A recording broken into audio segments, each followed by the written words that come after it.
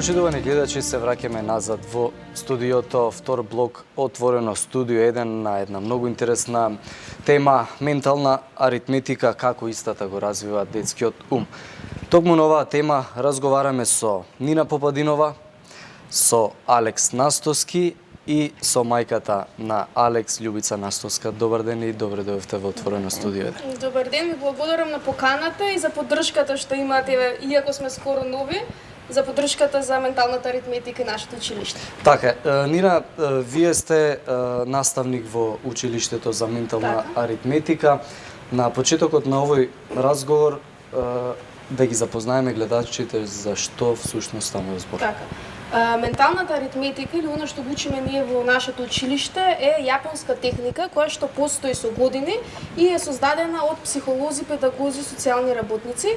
Оваа наука е со помош за развивање на здрав мозок, тоест тренинг на мозокот. Како што идеме во теретана да тренираме мускули, ние така го тренираме мозокот.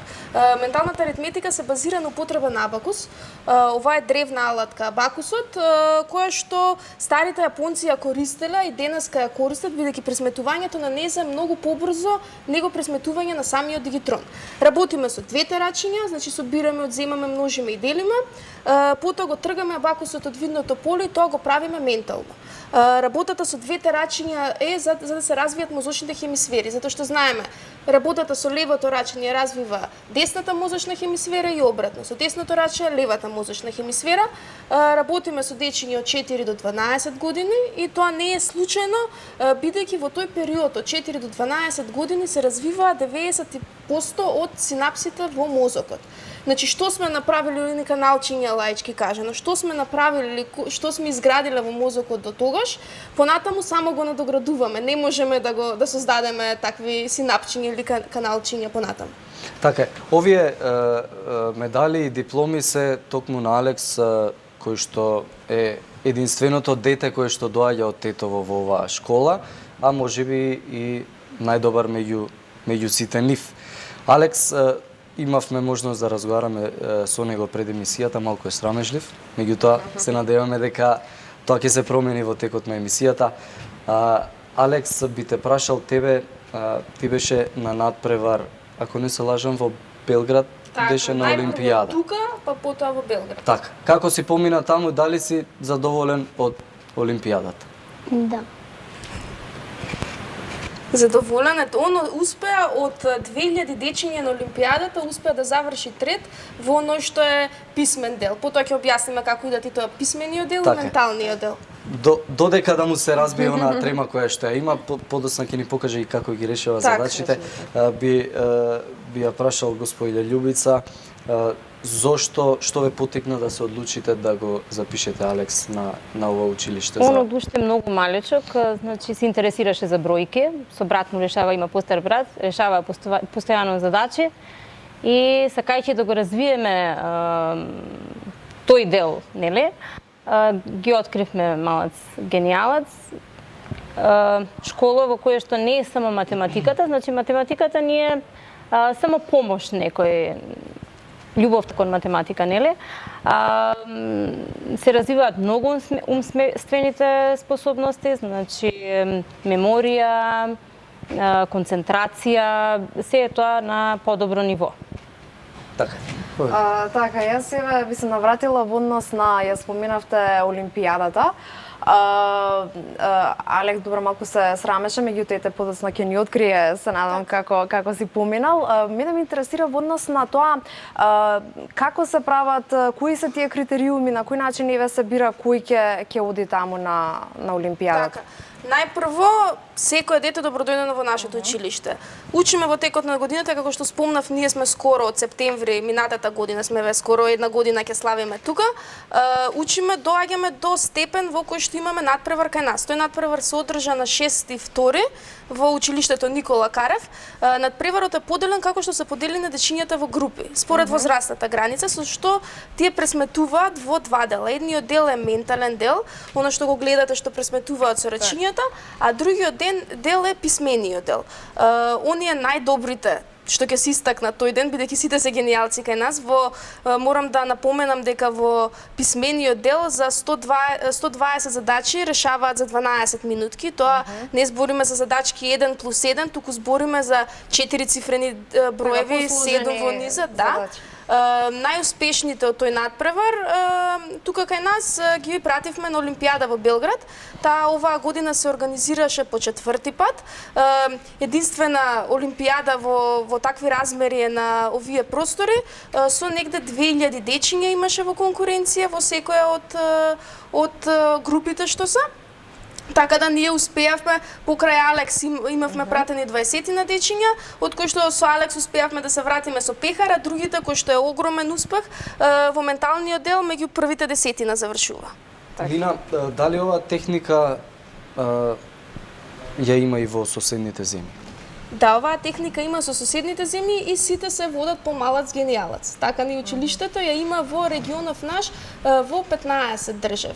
Така да на таа Олимпијада учествува сите дечиња од 15 држави, ако се земе по школи посебно, 158 негде училишта. Популарна е и таму како што веќе стекнува популаритет тука? Па да, самата популарност ја покажува тоа што за 4 години успева да собере 2000 избрани дечиња, значи 2000 гениалци од секој училиште. Тоа кажува самата популарност, а и резултатот за дечињата што го постигнуваат за многу краток период. Господи Љубица, тешко ли да се патува? Предпоставам секој ден или неколку дена во недела? Не, само во саботите. Тетово е многу блиску, така да не е проблем половина час. И тука си, нели? Желбата е голема. Да. Имаше прво еден пробен час, на тој пробен час му се допадна и без проблем. Желбата кај него е голема, значи, така да... Што би кажале вие еве за училиштето конкретно и за наставниците? Наставниците се прекрасни, да поздравиме Сања, ние наставничка таму. Децата многу се задоволни, значи дружбата им е голема покрај делот што го имаат, нели, што решаваат со абакус. На паузите имаат забавни некои игри, дружба помеѓу децата, сите деца се и на самата Олимпијада се дружеа многу, така да целосно како училиште е добро за секој дете. Ајде да го вклучиме и Алекс во приказната. Се договоривме пред почетокот на емисијата Нина да му постави задача, Алекс да ни демонстрира како... Може, затоа што дефинитивно многу добро, подобро му иде со бројчиња. Може да отворам било када? Ајде, еве ќе дадеме на задача, дури јас кажам како всушност идат групите. Еве, оваа е најтешка, со 4 цифри, 3 во низа, и кажи стоп кога ќе ја решиш. Договорено? Повели, исчисти абакус. Ајде. Вака може да ставам да не се... така, може? Ајде. Прва. Оваа, еве, последната нека биде. Значи, кај нас во училиште настава... Додека ја решава задача, нема да проблем го објасниме да збориме и да пресметува. Кај нас во училиште се доаѓа еднашка во неделата, во време трајање од 2 часа и 15 минути. Со тоа што групите се мали, сите се според возрастната граница. Готов си? Ова беше брзо на вистина. Сакаш уште еднаш кајде и оваа? А резултатот ќе го кажеш? Кој ни е резултатот? 9899. Браво. Ајде сега и стоп оваа. Може? Со осмицата што почнува. Сериозни цифри се во прашање кои што ги решава многу брзо. Зборо време, да. Со тоа што, како што кажавме, се распоредени дечињата во групи според возраста. Оние дечиња кои што се со 4-5 години посетуваат настава исто како што се и големите, но со тоа што они што идат една година повеќе, бидејќи на почетокот ги учиме за броевите. Распознавање на броеви 1, 10 до 100, а потоа преминуваме и на абакус. И таа готов. Колку ја доби таа? Ама гласно. Колку ја кажи резултатот? Да слушнеме сите. Тука се исти бројки имаме. 9999. Браво, 9999. Сакав да те прашам дали се забележува некоја разлика од како ќе почнат па се во годините додека напредуваат и каков напредок се забележува. Еве може и Љубица како родител да ни каже каков напредок забележала нивна подоцнити. Покрај, значи, математичкиот дел, што лесно ги смета, нели, задачите и брзината, почнуваат со усмениот дел што е со визуализација почнуваат на 1 секунда, па сега се стигнати на 300 милисекунди да се менјаваат бројките. Од друга страна, концентрацијата што ја има за на училиште, значи, е многу поголема, многу побрзо ги совладува таму зададените задачи. Песнички кога учат нови работи, дали му многу помага брзо иде. во секојдневниот живот или обврски, се уште е мал за обврски, меѓутоа сепак има. Најуочливо беше кога учи некоја песничка за на училиште, стихотворба, со едно-две читања, он ја знае цела на памет. Нина? Тоа е. Па тоа е позитивното во менталната аритметика и во она кон што се стремиме ние, е развивање на фокус, меморија, концентрација, покачување на интелигенцијата кај децата, со тоа што е добро тоа што менталната аритметика се учи еднашка на овие години, а останува за цел живот. И резултатите нас математиката не е само алатка, ние работиме за се друго да развиеме. Значи понатаму во животот ќе му биде многу лесно да учи две јазици паралелно, да прави неколку работи во истовремено. Еве како што гледаме со неполни 6-7 месеци идење во училиштето наше, може песничка да научи на памет со тоа што има повеќе време слободно за играње надвор.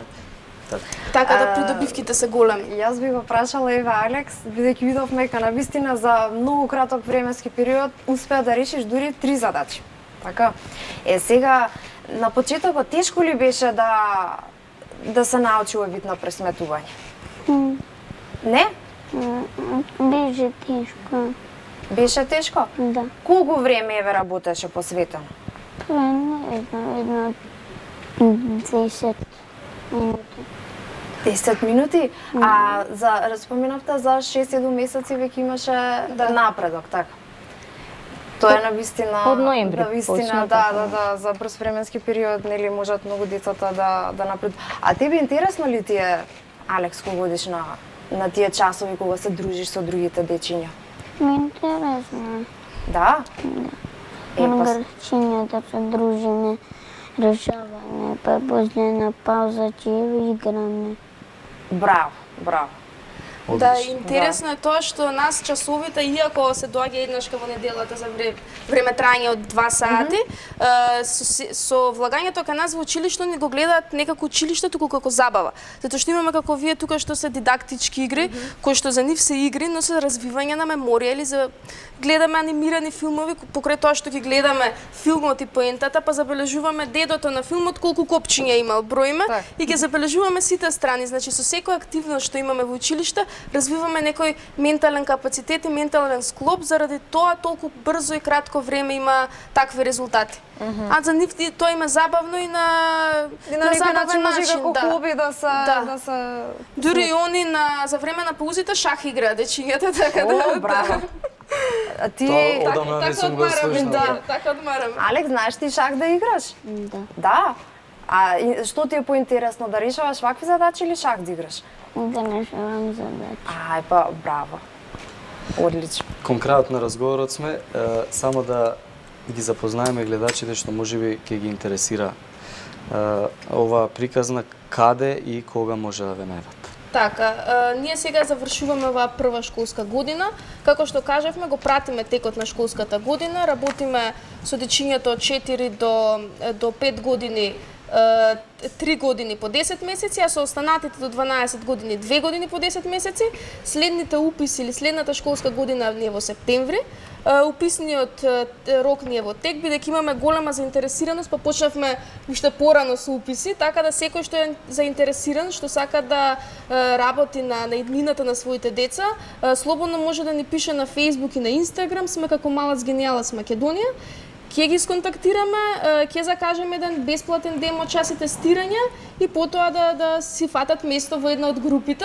А иначе училиште имаме на 4 локации во Скопје моментално: Аеродром, Центар, Газибаба и Карпуш. Така да достапни сме за сите. Да. Јас би ви се заблагодарил за гостувањето и ви посакувам успешна работа и што повеќе деца да се пријават, а на Алекс исто така му посакуваме и нему успешна работа понатака. Ви благодариме и на вас, па се гледаме, се надевам следен пат со уште поше гениалци тука. Да. Се надевам и ние. Така, ние почитувани гледачи тука правиме кратка пауза, се враќаме повторно во студиото со колегата Дејан Андоновиќ да ги анализираме најновите случувања од регионот и од светот.